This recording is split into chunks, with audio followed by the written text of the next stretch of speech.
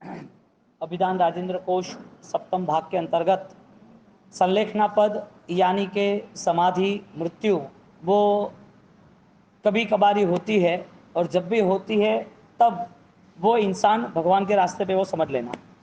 इंसान इंसान बनेगा वो महत्वपूर्ण नहीं है। इंसान कोई कर्मों के कारण जानवर भी बन गया वो भी महत्वपूर्ण नहीं है। और इंसान ज़्यादा पाप करके इतना नीचे चला गया नरक में वो भी महत्वपूर्ण नहीं है। महत्वपूर्ण ये है कि आत्मा को पल्लवित करने का अवसर कौन सा मिला था।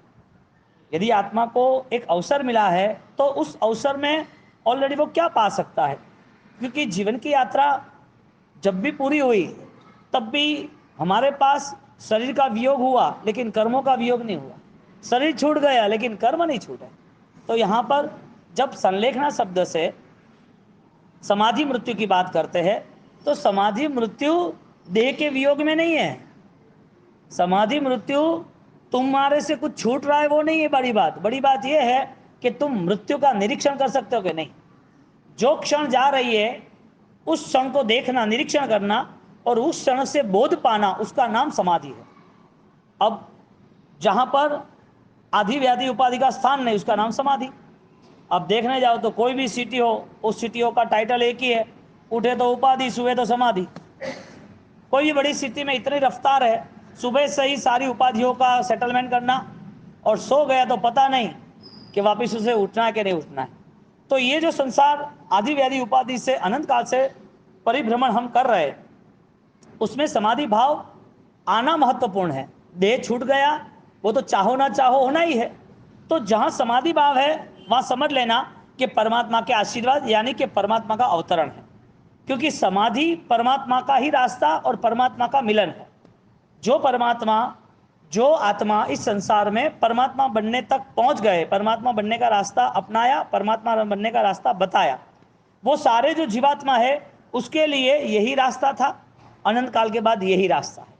समाधि मृत्यु देह और शरीर का वियोग हो रहा है, उसमें वो देख रहा है कि पुद्गल भाव से मैं मुक्त हो रहा हूं। मेरा छूट रहा है वो बात नहीं है, मार मार के छोड़ा रहे कोई बात नहीं रे। ये शरीर दुख दे रहा है, भयंकर रोग है, भयंकर आपत्ति आ गई है, बड़ा टेंशन आ रहा है, इसके लिए मुझे मर जाना है। शरीर छूटना, शरीर को छोड़ देना, अचानक कोई आपत्ति आना, एक्सीडेंट हुआ ना, इसमें मृत्यु निश्चित है, समाधि निश्चित नहीं है। क्योंकि जब अंतिम समय है तो अंतिम समय में यदि उससे धन्य भागी बनना है, अंतिम समय में मुझे साता चाहिए, तो उसका रूल्स है कि अंतिम पल श्रेष्ठ है तो उसको उसके पहले भी सारी पलों का जितना भी समय है, जितने भी घंटे हैं, जितना भी दिन है, जितने सप्ताह है, जितना भी महीना है, जितने भी साल है, जो पूर्व में जितने गए हैं उसकी भी मोमेंट बेस्ट होनी चाहिए। अब मृत्यु शरीर का होता है, कर्मों का होता नहीं है। और कर्मों का मृत्यु सिर्फ और सिर्फ जैन दर्शन ही हमें मार्गदर्शन दे सकता है। क्योंकि हम बाह्य शरीर, बाह्य संसार, बाह्य दुनिया उसको देख के जी रहे। अब उसको देख के जीने के बाद उसको ऐसा लगेगा ये तो और बढ़ाना और चाहिए। और ऐसा हुआ है, बड़े बड़े राजा महाराजा चक्रवर्ती धर्म करने के लिए योग्य बने, धर्म करने की भावना आई, आराधना की, लेकिन उस धर्म का मूलभूत जो नतीजा, मूलभूत जो फल होना चाहिए, वो श्रेय, वो कल्याण उसे नहीं मिला, वो आशीष धर्म के उसे नहीं मिले। क्यों? क्योंकि आत्मा का अंतिम स्थान मोक्ष है और मोक्ष की पूर्व की दुनिया त्याग है। मोक्ष के पहले उसका त्याग प्रबल बनना चाहिए, वो त्याग प्रबल नहीं बनता है। इसके लिए ये जीवन सिर्फ भ्रम में पूरा होता है और वो भ्रम धर्म के नाम से सबसे बड़ा है।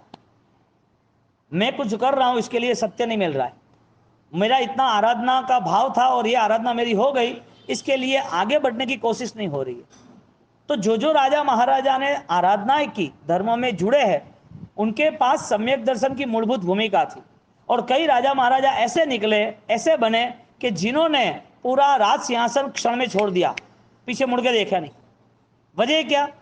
तो ये साधना का जीवन, वो मिलना और उस साधनाओं को परिपूर्ण करना, ये समाधि भाव है। मृत्यु आए और सब कुछ छोड़ देना ये तो कॉमन चीज है। देवलोक का देव वो भी सब कुछ छोड़ के जा रहा है, और हम जब देवलोक की दुनिया में थे तो हमारे आंखों के सामने सब छोड़ के आए। इसकी तुलना में, देवलोक की तुलना में यहां पर हमें कुछ छोड़ना ही नहीं है। एक आदमी 100 करोड़ रुपया नुकसान में है, छोड़ रहा है, कोई प्रॉब्लम आ गया, उसको 100 करोड़ गए उसके, अब कोई बोलता है कि तुम्हारे 1000 रुपये भी यहाँ पर गिर गए, तो जावा देना, अभी 100 कर तो गए, अब 1000 में मैं क्या रहूँ, एक हाथे भेड़ू बड़े का फर्क पड़े। देवलोक की दुनिया में जितना हम त्याग करके आए हैं, नहीं करना था तो भी, इसकी कंपैरिजन में आज हमारे पास 0.01% है। तो कोई चीजों का त्याग करना या कोई चीजों छूट जानी या उस चीजों के नाते हमें कुछ समय तक रहना, इसका ज्यादा इंपॉर्टेंस नहीं है। इंपॉर्टेंस इस बात का था कि तुम्हें मिला हुआ जो अवसर है वो तुम्हें धन्य बना सकता है कि नहीं, क्योंकि ये अवसर जो समय है वो बार बार को आपका इंतजार नहीं करेगा, वो समय बार बार तो आपको मौका देगा नहीं। ये पृथ्वी, ये दुनिया में अनंत लोगों को आना बाकी है, अनंत निगोद के जीव बाकी है। निगोद के अलावा वनस्पति काय के, प्रत्येक वनस्पति काय के बाकी है। उसके अलावा बेइंद्र, तेइंद्र, एकींद्र, पानी के जीव बाकी है। बहुत सारे ऐसे जीव है जिनको ये पृथ्वी पे आना है, और पृथ्वी के कई लोग ऐसे सोचते हैं कि पब्लिक बहुत है, उसे कम करो। अब आपका कुछ समय अनंत काल की अपेक्षा से, आपके कुछ साधन देवलोक की अपेक्षा से, आपका कुछ दुख नरक के अधिक दुखों की अपेक्षा से, आपके अनंत भाव का परिवर्तन एक भाव की अपेक्षा है। देखने जाओ तो यहां पर यह अवसर आ ही नहीं सकता, यह अवसर मौका दे ही नहीं सकता। और जिसको मौका मिला है वो समझदारी को पहले ही कनेक्ट करेगा कि यह अवसर बीत न जाए, यह समय अभी बर्बाद ना हो जाए। उस अवस्था को लेके वो हर बार अपनी आत्मिक शक्ति को निरीक्षण करता है। इसके लिए मौत के समय यदि कोई निरीक्षण भी हुआ तो इतना ज्यादा रिजल्ट नहीं देता है, कभी कभी किसी को दे देता है। मृत्यु के समय पर शायद वो क्षमा याचना कर दे, पश्चाताप कर दे, शायद उसे गुरु भगवान मिले अथवा कोई अच्छी बातें सुननी मिले, या तो फिर उसे कोई ऐसा ना ऐसा ज्ञान का योग मिल जाए। बहुत ऐसे करोड़ों में कोई ऐसे लोग होंगे जो शायद अंत समय परिवर्तित कर सके। बाकी ज्यादातर जीवन अंत समय जो जिंदगी भर जिस संस्कार से हम जिए हैं वही संस्कार हमारे साथ रहेंगे। इसके लिए कर्म और जीवन वो दोनों साथ में रहते हैं। कर्म और ये शरीर, कर्म और ये साधन, कर्म और सुख दुख, कर्म और संसार, ये साथ में रहते हैं। क्योंकि कर्म रहित अवस्था तो मोक्ष है, और जहां मोक्ष है यहाँ एक भी चीज नहीं है। तो 8 प्रकार के अलग अलग कर्म बताए, हालांकि है अनंत। 8 अलग अलग डिवाइड किए, किसके साथ जुड़े हैं? जीव के साथ जुड़े, कोई जड़ के साथ नहीं जुड़े, चेतन के साथ जुड़े हैं। चैतन्यता थी इसके लिए उसके साथ जुड़े हैं, उसका वो स्वरूप नहीं है, वो मटेरियल सेम नहीं है। जीव जो है उसकी क्वालिटी अलग है, कर्म है उसकी क्वालिटी अलग है। और अनंत काल के बाद भी, अनंत काल साथ में रहने के बाद भी दोनों एक नहीं है। कपड़ा है लाल कलर का, उस लाल कलर के कपड़े में से एक धागा निकालो, धागा का जो कलर है और जो धागा है वो एक एक अलग है, एक एक अलग है। देखने जाओ तो एक है कि रेड कलर आप इसमें से निकालो तो ये रेड ही निकलेगा। हकीकत में देखने जाओ तो पहले रेड नहीं था, ये तो व्हाइट था, लेकिन उसके अंदर ऐसा कंसल्टिंग है, ऐसा एक दूसरे से साथ बॉन्डिंग है कि हमें एक ही दिखता है, हमें एक ही दिखता है। जो सोना है, सुवर्ण, और सोने से बनाई हुई कोई भी धातु यानी कोई भी दागिना है, कोई भी ऑर्नामेंट्स है, तो गोल्ड के जो भी ऑर्नामेंट्स है उस ऑर्नामेंट्स वो एक एक अलग है। यूं देखने जाओ तो एक है, लेकिन ऑर्नामेंट्स को जैसे पिघला दिया या चेंज कर दिया तो वो 100 ग्राम का जो भी गहना था वो गहने को पिघलाया तो वो लिक्विड फॉर्म्स में सीधा सेट हो गया, बिस्किट फॉर्म में। तो ऑर्नामेंट्स कहाँ गया? जिसका आकार था वो कहाँ गया? इसका मतलब एक होता तो आकार टूटता नहीं, और भिन्न है इसके लिए आकार टूट गया। तो जो जो भिन्न है ना वो बदल जाएगा। इसके लिए कर्म आत्मा से भिन्न है, कर्म जो है वो आत्मा से भिन्न है, और आत्मा जो है ऑलरेडी वो गुणों से कंसल्ट है, गुणवान आत्मा है। तो जो चीज जिसमें है वो चीज के विभाग करो, कितना भी खंडन करो, कितना भी दूर करो, कितने सालों के बाद चेक करो, कितना भी दूर रख दो, कोई भी गति में हो जाए, वो सारी चीजों का एक स्वभाव है जो कभी चेंज नहीं हो सकता, कभी भी। जैसे कि पेट्रोल है, उस पेट्रोल को बड़ी आइस फैक्ट्री में रख दो, बड़ी आइस फैक्ट्री में। अब उस पेट्रोल को 10 साल के लिए आइस फैक्ट्री में रख दिया, एक घन पदार्थ, एक उसका मटेरियल स्ट्रांग हो गया। जो स्ट्रांग मटेरियल हो गया है उस स्ट्रांग मटेरियल को 10 साल के बाद बाहर निकालो। अब 10 साल के बाद निकाला तो 1 2 दिन 3 दिन जो भी हो, उसके अंदर वो वापस स्ट्रांग मटेरियल लिक्विड फॉर्म्स में ट्रांसफर हुआ। अब वो जो लिक्विड बन गया उसमें यदि आग लगा दे तो आग लगेगी नहीं लगेगी? क्यों लगे? 10 साल तक वो स्ट्रांग मटेरियल्स बर्फ साइज में रहा, बर्फ बन गया है, आइस बन गया है, तो उसका जो संवेदन का पदार्थ था, ज्वलनशील, उसकी जो ज्वलनशीलता थी, उसके अंदर छिपी हुई जो आग थी, वो खत्म होनी चाहिए कि नहीं होनी चाहिए? नहीं होती है। क्यों? उसका नेचर, पेट्रोल का एक स्वभाव है कि वो ज्वलनशील है। इसके लिए 10 साल क्या 100 साल भी रखे ना, तो भी जब वो उससे फ्री होगा ना, और उसका ओरिजिनल रूप जो है, ओरिजिनल मटेरियल से, उसमें वो कन्वर्ट हो जाएगा। तो कर्म का भी एक इंडिविजुअल कल्चर है, आत्मा का भी इंडिविजुअल कल्चर है, दोनों एक है ही नहीं। अब वही पानी है, पेट्रोल लिक्विड था, पानी भी लिक्विड है। अब पानी में आग लगाओ तो नहीं लगेगी, पेट्रोल में आग लगाओ तो लग जाएगी। तो जो मटेरियल्स डिफरेंस है, अलग अलग है, अब उस मटेरियल को लेके हम भ्रम में रहे तो फंस गए। इसका मतलब आत्मा अलग है, कर्म अलग है। कर्म के कारण देह जितने मिले वो छोड़ के आए, और देह की मृत्यु हुई, कर्म के सामने हमारी नजर नहीं गई, और जिनकी कर्म के सामने नजर गई है उसने आत्मा के सामने भी नजर कर दी है। इसके लिए कर्म न समझने वाले धर्म क्रिया भ्रम में करते हैं। कर्म को न समझने वाले, अनक गतियों न समझने वाले, सुख दुख को न समझने वाले, उसके पास जितना भी धर्म है वो सारा धर्म उसे भ्रामक धर्म साबित होता है। पीला चश्मा है, उससे आपको दिखेगा सही, लेकिन पीला दिखेगा कि व्हाइट दिखेगा? देखने का काम तो कर रहा है ना चश्मा, चश्मा आपको सपोर्ट तो कर रहा है ना। तो आप जो देख रहे हो वो सामने, वो सारी दुनिया कौन सी है? लाल है, पीली है, सफेद है, क्या है? हकीकत में चश्मा उतारो तो रियल जो है दिखाई देगा।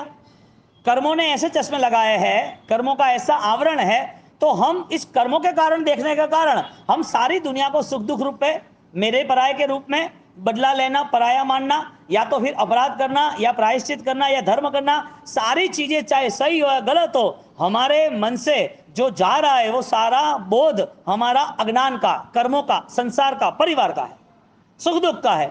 इसके लिए मृत्यु कई बार होती है, लेकिन अवसर कर्म को समझने का आता ही नहीं। सबसे बड़ा अवसर कर्म को परिवर्तन करने का, यानी कर्म को बदलने का है। तो कर्म को बदलना यानी पुण्य में से पाप में जाना, यानी कि पाप में से पुण्य में जाना, ऐसा नहीं। कर्म को बदलना यानी कि अब ये सारी सिस्टम मेरे साथ नहीं होनी चाहिए।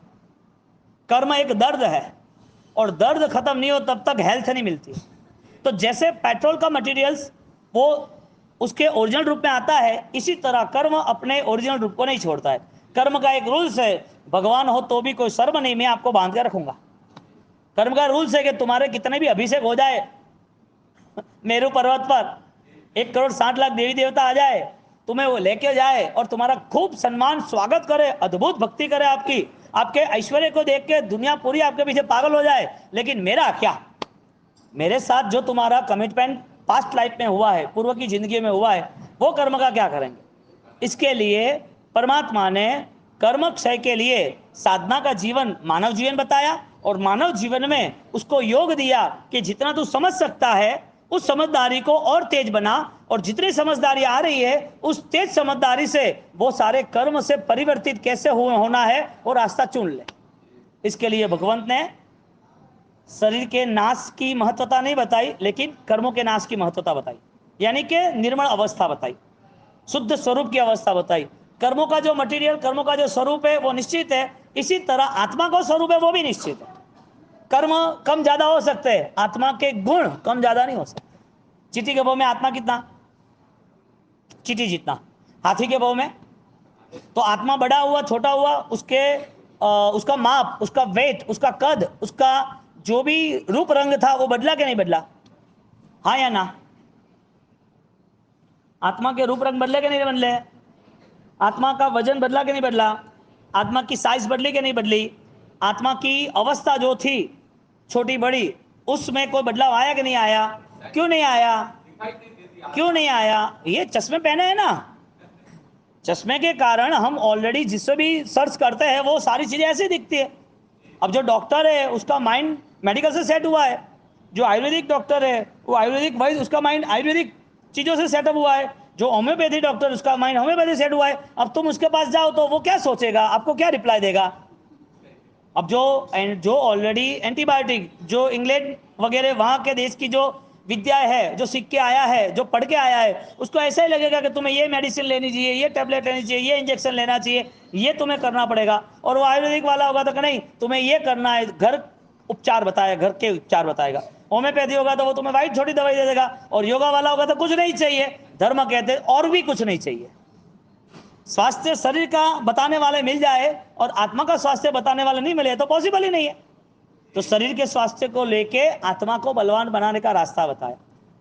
शरीर के लिए रास्ता नहीं था, शरीर साथ दे रहा है तो मन को भी ऑलरेडी साथ में लेके चलो। जब अंत समय करीब आता है तो उसकी वो पल परमात्मामय होनी चाहिए। इसके लिए मृत्यु के समय पर बोध आए तो समझ लेना कुछ भाग्य खिला है। मृत्यु के पहले बोध आता तो देखने जाओ तो आत्मा का स्वरूप निश्चित है, कर्म का स्वरूप भी निश्चित है। कर्म बदल सकते हैं, आत्मा का स्वरूप नहीं बदल सकता। आत्मा में जो दर्शन ज्ञान चारित्र है, आप बोलोगे दिखता नहीं है, लेकिन ये श्रद्धा का विषय है ना। अपन कोई पूछे कि भाई आपके 10वें पीढ़ी के पिताजी कौन है, आप नाम बताओ, बोले मुझे दिखा, तो ये सारी चीजें एक्सेप्ट करने की बात है। इस सारी चीजों में कोई कायदे कानून को रिकॉर्ड नहीं होता है। इसी तरह धर्म शास्त्र, धर्म का ज्ञान, धर्म की आविर्भाव स्थिति, धर्म की महिमा वो इतने विशिष्ट है कि सामान्य व्यक्ति उसके बोध में जोड़ ही नहीं सकता। सामान्य ज्ञान से उसको हम परिचित नहीं कर सकते, परिचित नहीं हो सकते सामान्य ज्ञान से। अब इस कंडीशन को लेके यदि आत्मा की स्वरूप की स्थिति निश्चित है तो फिर आत्मा के स्वरूप की स्थिति में हम गए क्यों नहीं। कर्म की स्वरूप की स्थिति हमें पता है, दुख आया तो इसको चेंज करने का तरीका खोज लेते हैं। परेशानी आई तो कोई किसी ने कहीं चमत्कार देख लिया, कोई ने रास्ता बता दिया, कोई बोलो कि तेरा कल्याण हो जाएगा, तो हमने वो रास्ता खोजा तो दुख परिवर्तित हो गए। सुख जो मिला था वो आंखों के सामने बदलाव आ गया, सुख दुख कर्मों के कारण बदल गया। आत्मा का स्वरूप जो बदलता ही नहीं है उसके साथ हम जुड़े ही नहीं। जो पराया है उस चीजों के सामने हमारा पुरुषार्थ 100% है। जो अपना है उसे अनंत काल से हम भूल गए, और भूले हैं इसकी वजह से आज दादा गुरुदेव रायन सूरी महाराज हमें रास्ता बता रहे हैं कि भाई तू संलेखना कर जे, अंत समय यूं ही नहीं चले जाए। तूने जो सोचा है वो सारी सोच के आगे बहुत बड़ी सोच है। इसके लिए मेघ कुमार उन्होंने परमात्मा को वादा दिया कि प्रभु सारी गलतियों की माफी और मुझे श्रेष्ठ आराधना करनी है, अब मुझे मार्ग बताओ।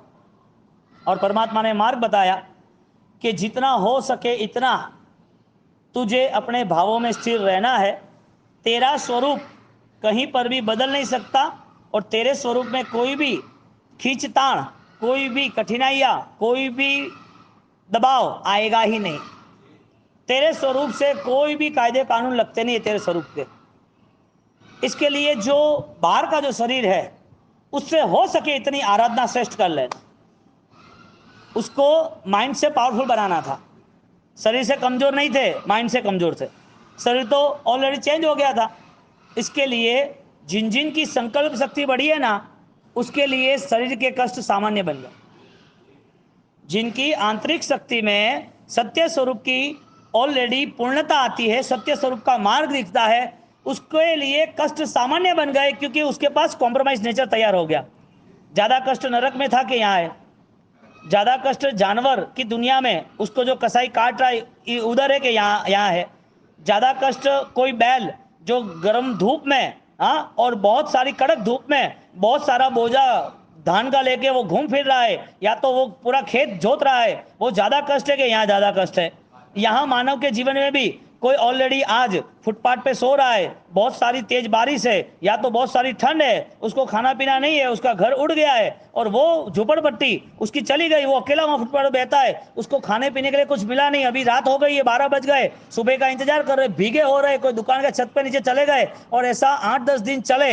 यहाँ तो अच्छा है, लेकिन जो दूसरे स्टेट में ज्यादा बाढ़ है, जहाँ कोई फैसिलिटी नहीं है, इसी जगह पर 20, 25, 30, 50 दिन का यदि उसे कोई प्रॉब्लम है, दुख है, तो वो ज्यादा है कि आज का आपका दुख ज्यादा है।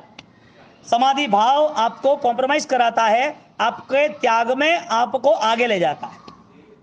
कष्ट से वो डरता नहीं है, क्योंकि उसने सोच लिया है कि जितना भी कष्ट है ना वो पूर्व भाव से कम है।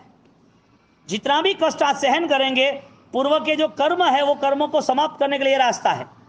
इसके लिए कर्म जब दुख देंगे तब 1000 दिन के लिए देंगे, और सामने से हम दुख सहन कर लेंगे तो 5, 10, 15 दिन में खत्म हो जाएगा। दो में से एक है, दो में से एक है। आपने आज ट्रीटमेंट ले ली तो जल्दी ठीक हो जाएगा, वही ट्रीटमेंट सेट नहीं की, 20 दिन चले गए, डॉक्टर बोले क्या किया तुमने, तुम्हें शुगर बढ़ रहा था तो कंट्रोल करना था, दवाई चालू करनी थी, अब 2 महीने तक दवाई नहीं ले रहे हो, अब 400-500 शुगर हो गए, अब नहीं चलेगा, आपको यही सिस्टम से आना पड़ेगा। आपने पहले ध्यान दिया होता तो सस्ते में निपट जाता, ध्यान नहीं दिया, इसके लिए दुख का इंतजार करो।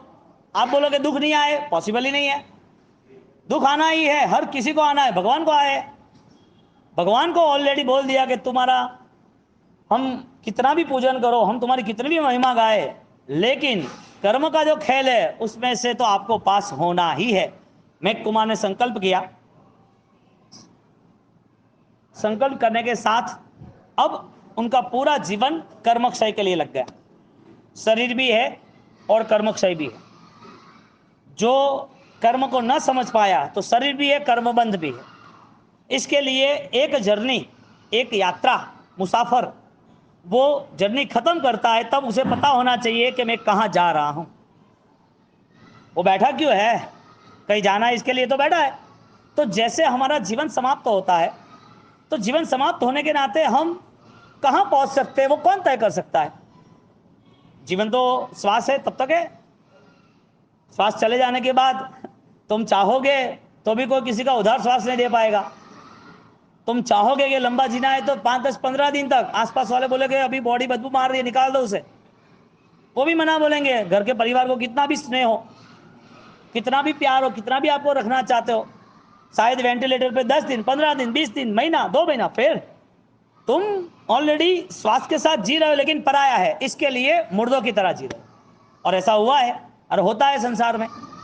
जब मृत्यु करीब आती है और बोध नहीं होता है, इसका मतलब हजारों मृत्यु इंतजार कर रही है, लाखों मृत्यु इंतजार कर रही है, अनंत भाव के अनंत मृत्यु इंतजार कर रही है। क्योंकि जिस मौत में आपका ख्याल आ गया, जिस मौत में आपको समझ पड़ गई, इसका मतलब अब आपको वो फंसा नहीं पाएगा। फंसता कौन है, अनपढ़ या गवाह।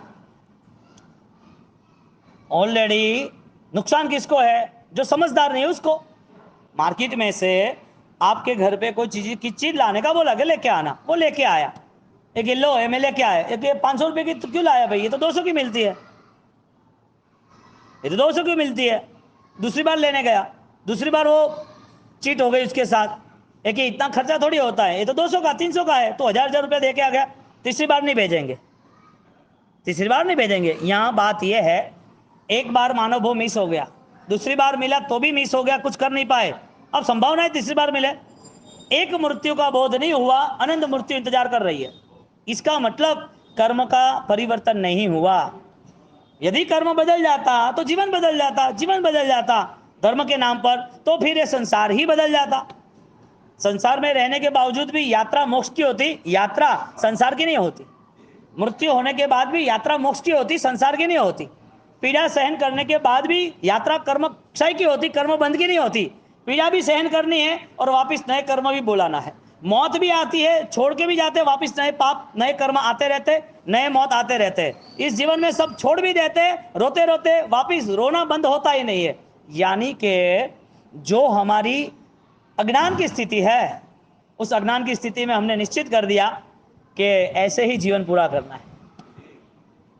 इशारा किसके लिए है, समझदार के लिए। जनरल एक कहानी आती है, हमारे ठाणांक सूत्र में आती है, अश्व को लेके कि अलग अलग अश्व को ट्रेनिंग दी जाती है। एक अश्व को सिर्फ उसके प्रीमाइस में रखा जाता है, ज्यादा कोई लोड नहीं। एक अश्व जो दूसरा है उसको घुमाया फिरा ले जा सकते हैं, थोड़े गांव में, नगर में, लेकिन उसका जो जॉकी था, उसका ट्रेनर, वो थोड़ा पैर से थोड़ा अपाहिज था, तो वो ट्रेन हो गया। और तीसरा एक अश्व था, उसको ऑलरेडी फास्ट रेस में कैसे उसको मैच जीतना, वो ट्रेनिंग दी गई उसको। अब इस 3 चीज़ों के अंदर जब फाइनली उसके लीडर ने, राजा ने, उन्होंने चेक किया कि भाई तीनों की ट्रेनिंग के अंदर कौन अच्छा है, अश्व बल किसका ज़्यादा है, तो ट्रेन किया तो पता चला, चेक करने के लिए चेक किया तो पता चला कि वो तो दौड़ ही नहीं सकता है जो ऑलरेडी प्रीमाइस में चल रहा था। क्यों? क्योंकि उसका एरिया ही इतना था, एरिया ही इतना था। दूसरे को बताया तो दूसरा जो अश्व था, घोड़ा, वो चल तो रहा था लेकिन वो मिस्टेक से चल रहा था, पैर आधा है ना उसका ऑलरेडी ऊपर रहता था, आधा अपाहिज की तरह।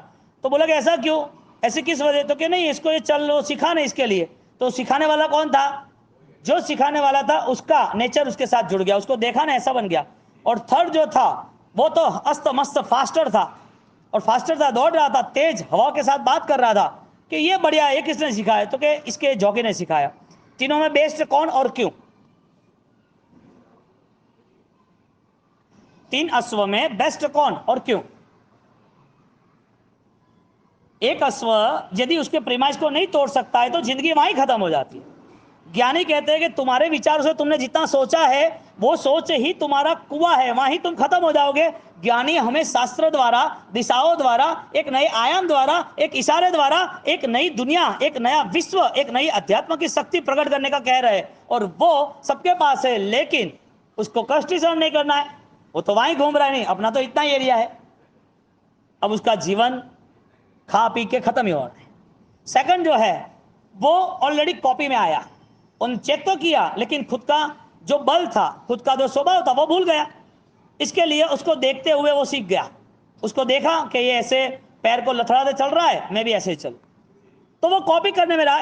इसका मतलब कि एक प्रीमाइस में ब्लॉक हो गया, एक कॉपी में ब्लॉक हो गया, और इसके हिसाब से दोनों फेल हुए। और थर्ड नंबर था उसकी स्ट्रॉन्ग प्रैक्टिस हुई, और प्रैक्टिस के नाते विनर द मैच, वो जीत गया अश्व। इस दुनिया के अंदर ज्यादातर अश्व रेस में नहीं उतरते,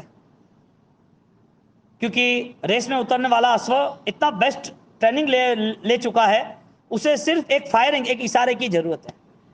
इशारा जैसा हुआ तुरंत ही उसको रेड रिबिन था जहां पर पहुंचना था, वो टारगेट में वो वहां पहुंच गया। कुछ भी हो जाए, इतनी स्पीड थी कि कुछ ही समय के लिए वो फर्स्ट नंबर आ गया। ज्ञानी कहते हैं कि धर्म आराधना ब्लॉक सिस्टम से या धर्म आराधना कॉपी सिस्टम से नहीं होती। अब हमारी सोच इतनी यहां पर रुक गई है कि हम हमारा जीवन का मूल्य करना ही भूल गए। इसके लिए इशारा किसके लिए है, किसके लिए है इशारा, किसके लिए है, हाँ समझदार के लिए।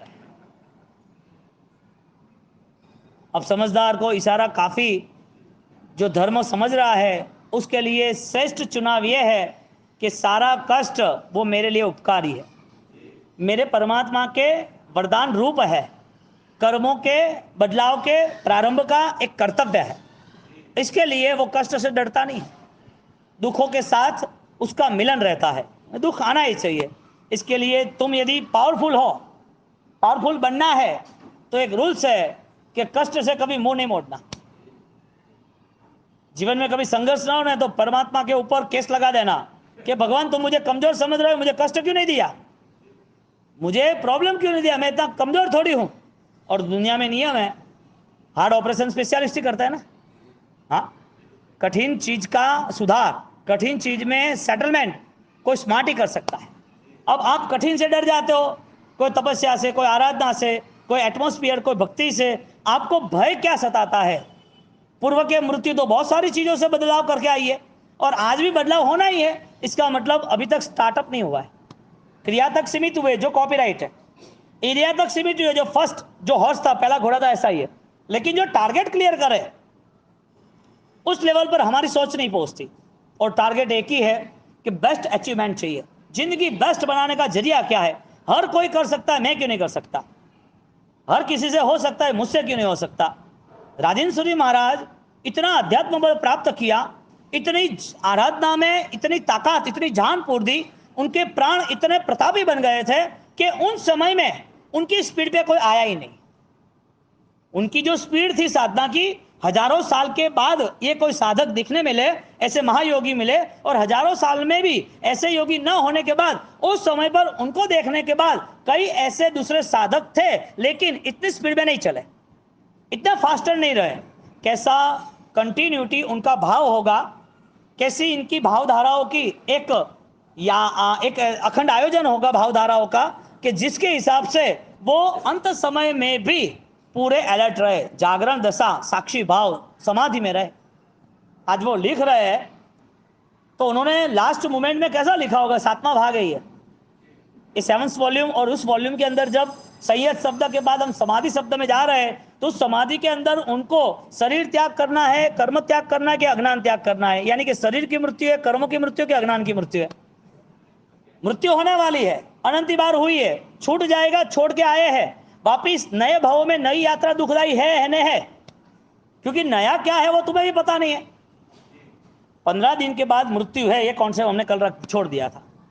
तो आपकी 15 दिन की जो मूवमेंट है वो क्या हो सकती है? 15 दिन की मूवमेंट क्या हो सकती है?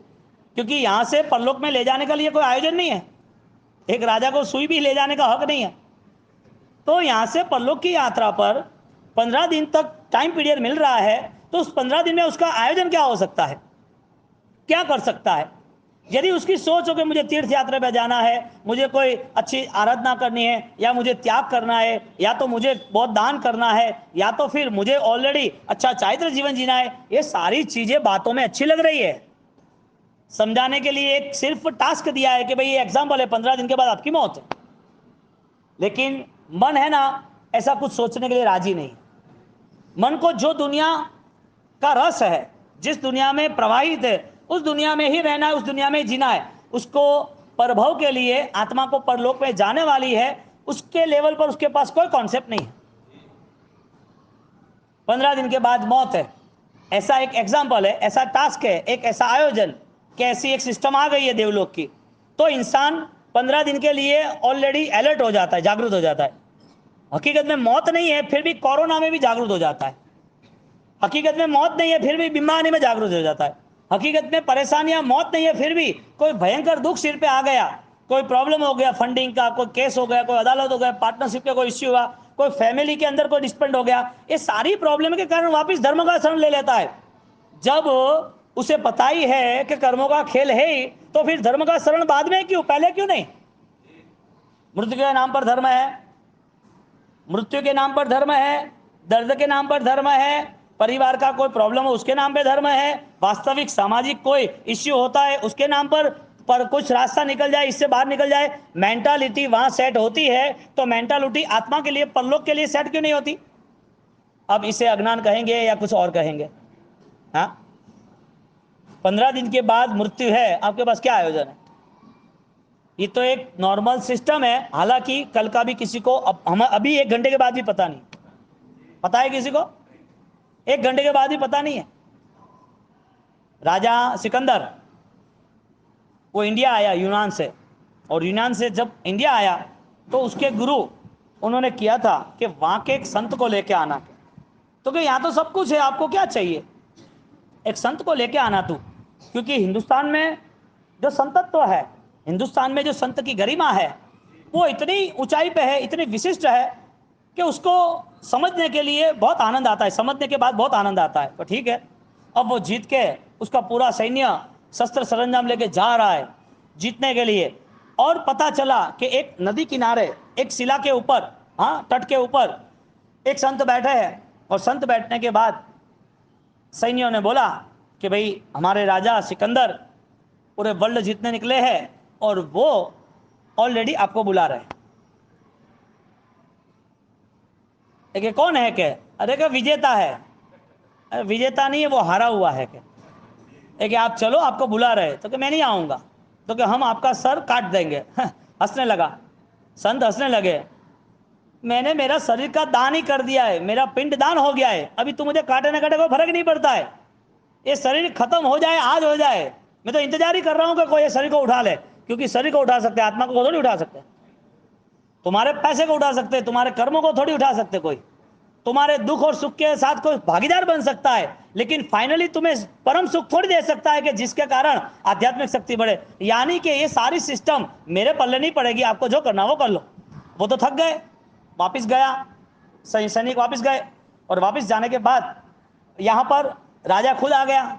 और राजा खुद आया, रिक्वेस्ट करी कि आप चलो मेरे साथ, मैं राजा हूँ, ये सैन्य मेरा है, मैं दुनिया जीतने निकला हूँ, और दुनिया जीतने के बाद हम साथ में जाएंगे, और साथ में अभी आते तो अभी मैं आपकी जिम्मेदारी लेता हूँ, आपको मैं सुरक्षा प्रदान करूंगा। वो हंसने लगा कि तू पागल लग रहा है। तो कि क्यों? तो इतना सारा परिश्रम सिर्फ दुनिया जीतने के लिए? तो जीतने के बाद क्या करने वाला है वो बता। तो कि बस मैं बैठ जाऊंगा, मैं आराम करूंगा, तेरा परिश्रम जितना बड़ा है ना, उससे बड़ा तो ज्यादा मेरा आश्रम है। तेरे परिश्रम में तू जुड़ेगा, इससे अच्छा मेरे आश्रम में जुड़ जा। इतने संघर्ष के बाद, इतने परेशानी के बाद, इतने लहू के बाद, इतने मौत के बाद यदि तुझे शांति चाहिए, इससे अच्छा अभी शांति ले लेना। मैं देख परम शांति में बैठा हूं। तो क्या ऐसी बात मत करो, तुम साथ में चलो। तो क्या तू क्या कर रहा है? मैं जीतने जा रहा हूं, तू हार के आएगा। तो क्या ऐसा मत बोलो कि हार के क्यों आ रहा है, आपको मिलके इतना आनंद आ गया है, मैं खुश हूं, मैं आपके लिए कुछ करना चाहता हूं, कुछ भी करके आप मुझे आदेश दो, मुझे आपको कुछ करना है, आपके लिए कुछ करना है। कि तू मेरे लिए कुछ नहीं कर पाएगा, तू एक ही चीज कर पाएगा, तू मेरे लिए कुछ नहीं कर पाएगा, मुझे मेरे लिए एक ही चीज कर पाएगा। तो क्या आप बताओ ना, मैं क्या कर सकता हूं? और मैं करूंगा तो धनभागी समझूंगा, क्योंकि तेरा राजा का अहंकार बोल रहा है कि मुझे कुछ करना है। हालांकि तू आज खड़ा रहा ना जहां पर ये धूप आ रही थी, इसमें बीच में तू आ गया, तू साइड पे हो जा, इतना कर ले, वो अच्छी बात है। राजा था, संत ने अपनी गरिमा को झुकाया नहीं, और वो गरिमा को लेके उन्होंने बोल दिया कि यू कैन गो, तुम चलो यहां से जाओ। वो गया और वहां वापिस पीछे मुड़ के बोला कि मैं ये पूरा राज्य मेरी माँ के चरणों में दे के आऊंगा, फिर वापिस अपन मिलेंगे। तो क्या पॉसिबल ही नहीं है, अपना मिलना है ही नहीं, क्या अपना मिलन ही नहीं होगा, और तुझे तेरी माँ भी नहीं मिलेगी क्या? क्योंकि दुनिया को जीतना ने वो हार का रास्ता है, कुछ पाना ने इसका मतलब आत्मा के सम्मान गंवाने का रास्ता है। तुम्हें जो कुछ चाहिए ना, इसका मतलब ये जंजीर बांधने का रास्ता है। ये सारी चीजें तेरे पल्ले नहीं पड़ेगी, इसके लिए हमारा सेकंड टाइम मिलना इस जीवन में तो नहीं होगा कि मैं मिलूंगा निश्चित, राजा हूं, सब कुछ करूंगा। अहंकार को अलग अलग परिभाषा से बाहर आता है। अब यहां पर ऑलरेडी वो मरने की कगार पे था, उसकी मां को नहीं मिल पाया, 100 किलोमीटर में शरीर में बहुत घाव से मर गया। अब बाकी जो लोक कथाएं हैं वहां पर ऐसा एक मैसेज है कि जैसे सिकंदर मर गया, ऐसे वो संत भी वहां मर गए, और दोनों जा रहे, और आत्मान में दोनों का मिलन हुआ, और दोनों का मिलन हुआ, और वो खुश हो गया। सिकंदर, पहचाना मुझे? मैंने बोला था मिलन होगा, मैं सम्राट। तो क्या अच्छी बात है, लेकिन लग तो नहीं रहा है। तो कि क्यों? तू सम्राट है ना, लेके क्या जा रहा है वो बता। अभी तो सम्राट मैं हूं क्या? पूरी जिंदगी ऐसा दाव खेला कि मैंने सर्वस्व पा लिया, तूने ऐसा दाव खेला तेरा कुछ भी नहीं, तू ऑलरेडी भिखारी जा रहा है। तो क्या नहीं नहीं नहीं, तो बता तूने कुछ पाया हो तो क्या सही बात है, मृत्यु यही घटना है जहां तुम्हें सब खोना है। धर्म की अंतिम घटना यह है जहां तुम्हें सब कुछ पाना है, जिसका नाम है salvation is the pure soul, मोक्ष। अब जो प्योरिटी है, पवित्रता है, वो अंत समय तक नहीं आती है। अब ये समझदारी कहां से आएगी? दुख के समय पर धर्म आता है, इसका मतलब ये सौदा है, और ये सौदा कभी टिकता नहीं।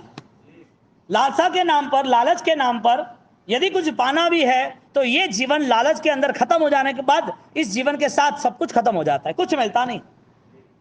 सिकंदर जैसा सिकंदर, वो जब जा रहा है, अंत समय आता है, और जब उसकी अर्थी सजा के रखते हैं तो बोल देता है सोने गहने रख देना, मेरे बड़े बड़े योद्धा 1, मेरे साथ जुड़े हुए वैद्यराज 2, और मेरे राज्य संभालने वाले 3, ऐसे 3 लोगों को मेरी अर्थी के साथ रखना कि मेरे जनाजे को फूल के साथ हीरे लगाना, सोने लगाना।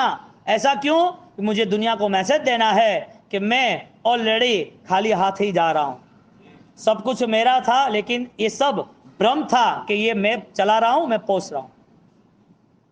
और जब जा रहा है, हजारों लाखों लोग सिकंदरों की अर्थी को सजाई हुई देख रहे हैं, और वो अर्थी जब देख रहे हैं तो देखते देखते वो मैसेज मिलता है, न वैद्य काम आया, न अपना पार्टनर लड़ाकू था वो काम आया, न हैंडलिंग करने वाले कोई अपने निकटवर्ती थे वो काम आया। सिकंदर एग्जाम्पल और सत्य है। ऐसा ये जीवन है, न कोई दवाई काम आती है, न कोई स्वजन काम आता है, न कोई धन काम आता है। यदि कोई काम आता है तो सर्वश्रेष्ठ धर्म का शरण काम आता है। चत्तारि शरणम पवज्जामि, अर्यन्ते शरणम, सिद्धे शरणम, साहु शरणम, केवली पन्नतो धम्मो, केवली प्ररूपित जो धर्म है उसका सरेंडर, एक्सेप्शन, फाइनल मैं ले रहा हूं। धम्मम शरणम पवज्जामि, धर्म का शरण वो मेरे लिए श्रेष्ठ है। प्रव्रजामि, मैं स्वीकार रहा हूं, कोई मेरे को गोली मार के, बंदूक रख के, कोई डरा के, धमका के, कोई लालच दे के नहीं कह रहा कि तू सामायिक कर, तू पोषत कर, तू चौवियार कर। यहां कोई डर का और भय का और लालच का कोई रास्ता ही नहीं है, रिश्ता भी नहीं, क्योंकि धर्म तो ऑलरेडी फ्रीडम फाइटर है, एक स्वतंत्र ताकत है, वो बॉर्डरलेस है, हर जगह पर पहुंच सकता है, हर जगह पर रह सकता है। अब ये धर्म की अभिव्यक्ति अंत समय तक ना आए, इसके लिए मृत्यु जो है वो हर बार हमें मिसगाइड करता है, हर बार। अभी नहीं मरूंगा, अभी कुछ नहीं होगा, अभी कोई दुख नहीं आएगा, अभी तो जीता रहे। क्यों? क्योंकि मृत्यु को भी सौदा करना है ना, मेंबर कम नहीं होने चाहिए ना, हर बार उसको मेंबर चाहिए। तुम मोक्ष में चले जाओ तो तुम्हारी मृत्यु थोड़ी होगी, मोक्ष में चले गए मृत्यु होने वाली है। तो मृत्यु धोखा देती है, जो सत्य है फिर भी सत्य नहीं समझने के कारण। तो जब भी मृत्यु आती है तब समय नहीं रहता है, अवसर गंवा दिया, उस धन्य पल के भागीदारी हम नहीं बन पाए और लगा कि अब बस जाना है, अब छोड़ देंगे।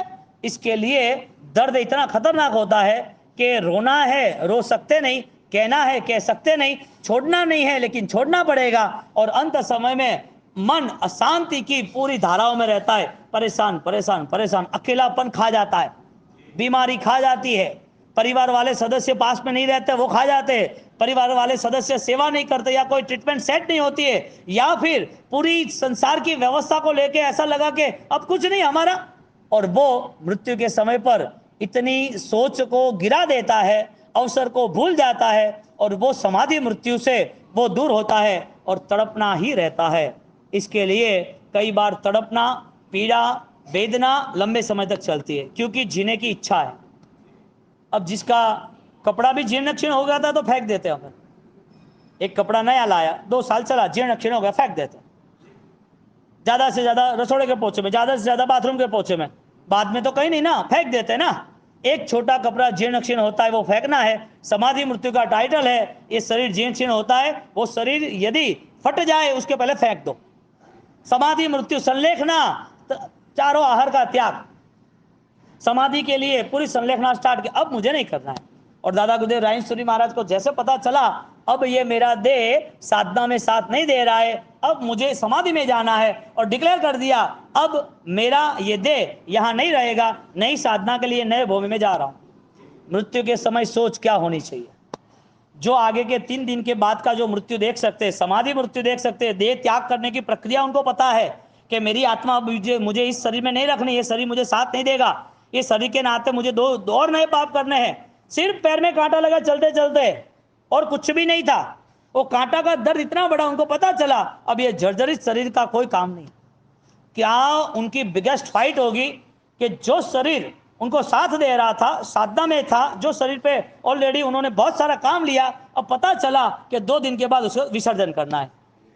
2 दिन की जो प्रोसेस थी ना, उनका आत्मा ऑलरेडी शरीर में था लेकिन आत्मा के भाव ये अरहत भक्ति में था, अरहम अरहम अरहम अरहम, लास्ट में ओम ह्रीम श्रीम अरहम नमः। किसका शरण था?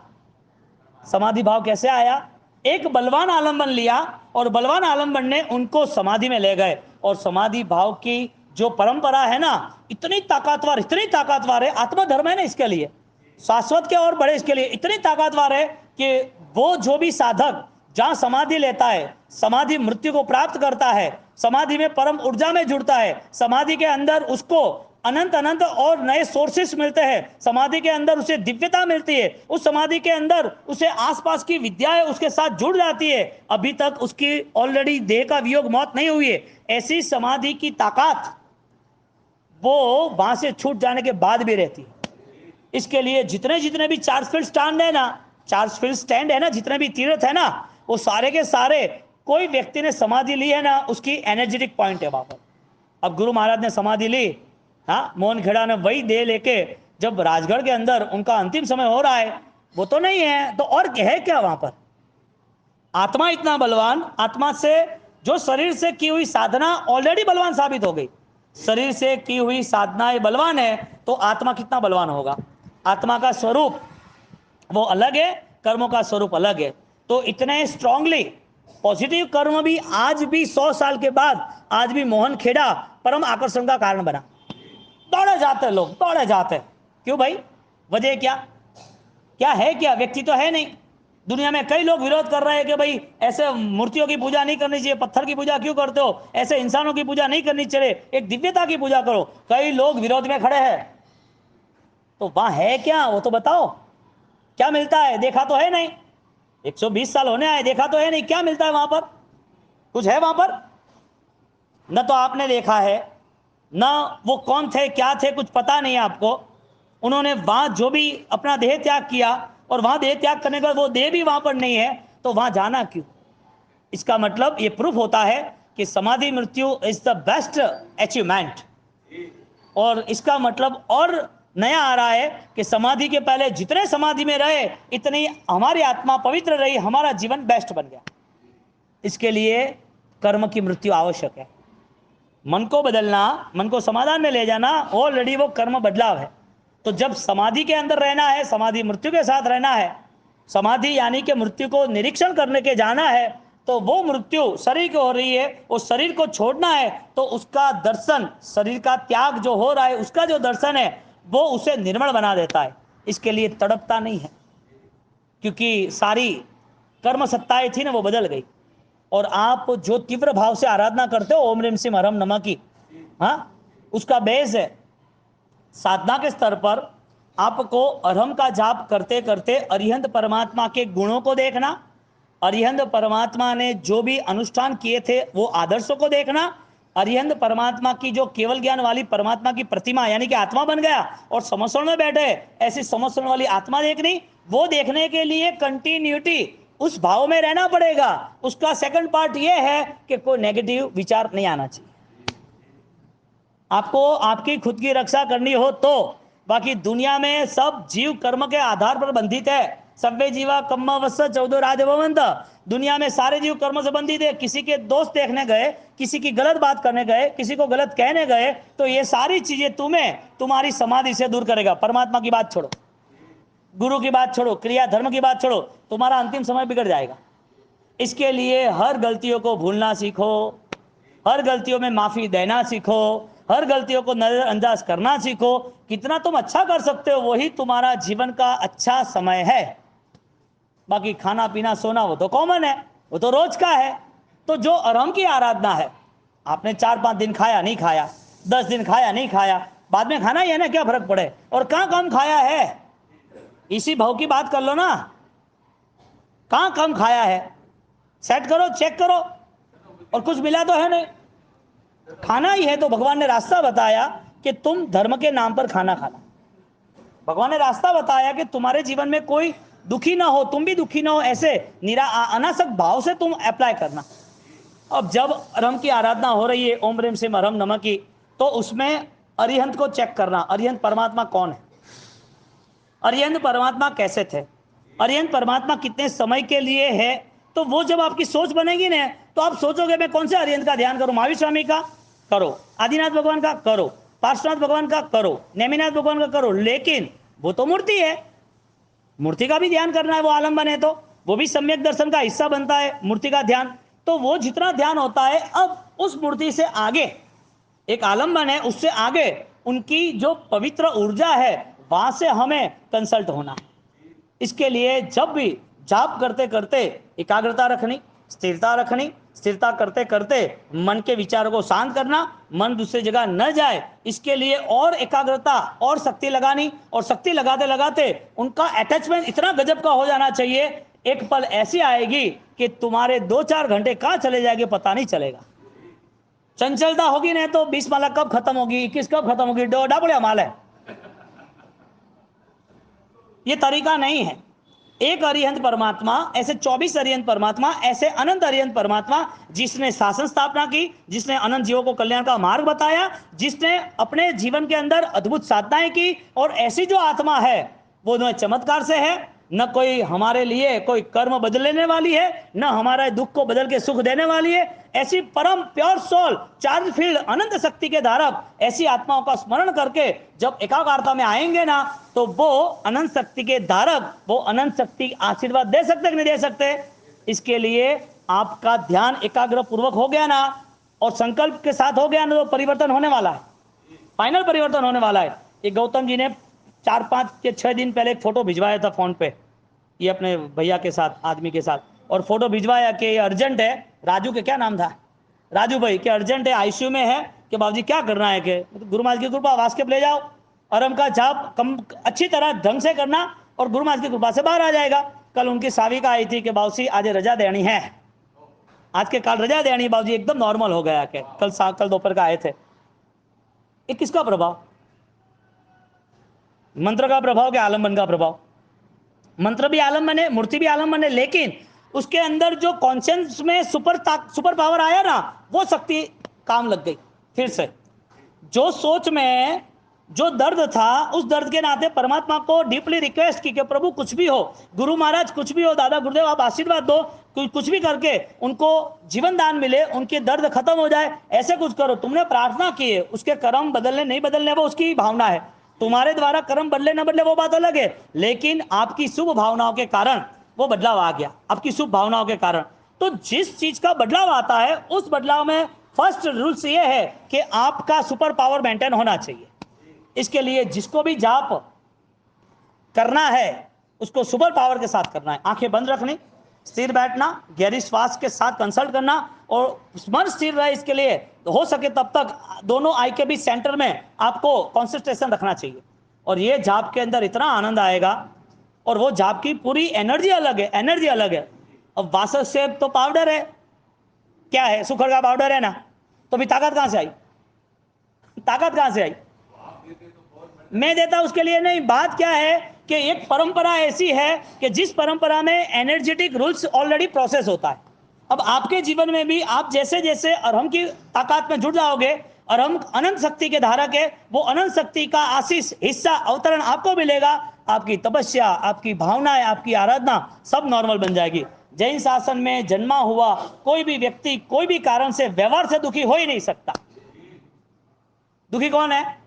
जिसको रास्ता नहीं मिला है, जो रास्ते पे चलना नहीं चाहता है। अब जैन शासन मिला हो और पूरी दुनिया जिस सुख दुख के नाते कोई ईश्वर को मान रही है, कोई उसके गुरु को मान रही है, कोई दूसरे विधि विधान कर रहे, भगवान कह रहे तेरे सुख दुख तो सामान्य है, सारे खत्म हो जाएंगे, सब 5-6 दिन में रिजल्ट मिलना। आपको तो बहुत सारी बातें आपको पता ही है, लेकिन आपके सामने दिवाली तक हर नए नए केस मैं रखता रहूंगा, रखाऊंगा ही रखूंगा, और रखने ही चाहिए। आप ऐसा सोचना मत कि अपनी बात हो जाएगी, वो बात होगा अच्छा नहीं लगेगा। अरे अच्छा क्या, हजारों लोगों को प्रेरणा मिलेगी, इसमें कोई फर्क नहीं पड़ता है। क्या फर्क पड़ता है? धर्म ने रक्षा की कि नहीं की? धर्म साथ दे रहा है कि नहीं? तो आपकी बात सुन के यदि 50-100 लोग जुड़ते तो गलत क्या हुआ? उसमें क्या फर्क पड़े? कभी भी धर्म के नाते कोई ऐसे व्यवहार में नहीं जुड़ना जिसमें आप पीछे हटो। आप लीडरशिप लो, करो, आप सामने से बोलो कि हाँ भाई ये जाप के प्रभाव से ऑलरेडी मेरी शक्ति बढ़ी है, ये जाप के प्रभाव से मेरी आराधना में बल बढ़ा है, ये जाप के कारण मेरे जीवन में, मेरे संसार में मुझे समाधि भाव मिला है। क्यों नहीं करना? प्लस है, दूसरी जगह भटकेंगे नहीं, बमेंगे नहीं, और सब एक एक केस, एक एक 1 by 1। और मुझे आनंद ये आता है, सबसे बड़ी बात ये है कि जब ये जाप लेने आते हैं या तो वास्केप लेने आते हैं, तब उसके 2 बात समझाते हैं कि हाँ ये तो बहुत सामर्थ्यवान है, इससे आगे कुछ भी नहीं है और ये सब कुछ रिजल्ट दे देगा। तब है ना, डॉक्टरों ने जो बोला था, मन में जो बहुत शंकाएं थी, घर पे एक दूसरे बैठ के रो रहे थे, सब खेल खत्म, खुशी के आंसू के साथ यहां से जा रहे और वापिस आ रहे। किसका प्रभाव है? अरहम का। आप सब घर पे ओम ह्रीम सिम अरहम नमः का निश्चित जाप करो, 21 करो, 36 करो, 72 करो, नहीं हो तो 7 भी करो, लेकिन करो। ओम ह्रीम सिम अरहम नमः कोई भी हिसाब से अंतिम सांस तक छोड़ना नहीं। और गुरु महाराज ओम ह्रीम सिम राय सूर्य गुरुभ्यो मम वांछितम पूर्व चिंतम चुरो रक्षाम कुरु स्वाहा 7 वेला गणो, 21 वेला गणो, एक नॉर्मल वाला तो गिनो। दिव्य पुरुष का स्मरण दिव्यता की ओर ले जाता है। क्यों ध्यान नहीं करना? माला क्यों नहीं करना? 24 घंटे डब्ल्यू लाइन बैठे रहे हो, क्या फर्क पड़े? ये उठाया, देखो ना, आंखों के सामने है ना। तो हमारे